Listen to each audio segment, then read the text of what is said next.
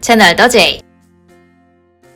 윤석열 대통령이 일본 정부의 초청에 따라 오는 16일부터 1박 2일간 일본을 방문, 기시다 후미오 총리와 정상회담을 합니다. 지난해 5월 취임한 윤 대통령의 첫 방일인데요. 한국 대통령으로서는 2019년 6월 문재인 당시 대통령이 주요 20개국 정상회의 참석차 오사카를 찾은 이후 약 4년 만입니다. 이번 회담에서는 강제징용 피해배상 갈등에서 파생된 일본의 대한국 수출 규제와 한일 군사정보 보호 협정 문제를 매듭짓기 위한 논의가 이루어질 것으로 보입니다. 그러나 윤 대통령이 제시한 강제징용 배상 해법에 일본은 강제징용은 없었다면서 사실 자체를 부인하며 찬물을 끼얹었습니다. 불과 대통령의 발언이 있은 지 3일 만인데요. 앞서 윤 대통령은 일제 강제징용 피해 배상 해법에 대해 피해자의 입장을 존중하면서 한일 양국의 공동 이익과 미래 발전에 부합하는 방안을 모색해온 결과라고 직접 설명했습니다. 더불어 우리나라 정부가 과거 2차례 특별법을 제정해 피해자들에게 배상금을 지급했다는 사실도 언급하며 일본과의 협력이 한일 두 나라는 물론 세계 전체의 발전에 부합함을 강조했는데요. 그러나 일본 유신의회 소속 의원은 강제징용에 대해 강제노동, 강제노역 등의 말을 쓰는 것 자체가 일본 국익을 해치는 것이라 생각합니다라며 역사 왜곡 발언을 서슴지 않았습니다. 하야시 회상도 강제징용 문제는 1965년 한일 청구권 협정으로 완전 그리고 최종적으로 해결됐다는 일본 정부의 입장을 내세우며 강제징용 문제 해결은 한국의 몫임을 재차 강조했습니다. 이는 강제징용 사실 자체를 부정하는 발언입니다. 한편 윤 대통령은 취임 후 처음으로 맞은 지난 3.1절 기념사에서도 지난해 8.15 경축사에 이어 일본의 국권을 상실했던 역사는 우리가 세계사의 변화에 제대로 준비하지 못했기 때문이라며 일본과의 협력에 중점을 뒀습니다. 이에 일본 정부도 윤 대통령의 3.1절 기념사에 대해 한국은 협력해야 할 중요한 이웃국가라고 화답한 바 있어 이번 논란이 더욱 크게 와닿았는데요. 한일 관계의 가시적 성과에 도달하기까지는 아직 갈 길이 멀어 보입니다. 여러분의 생각은 어떠신가요?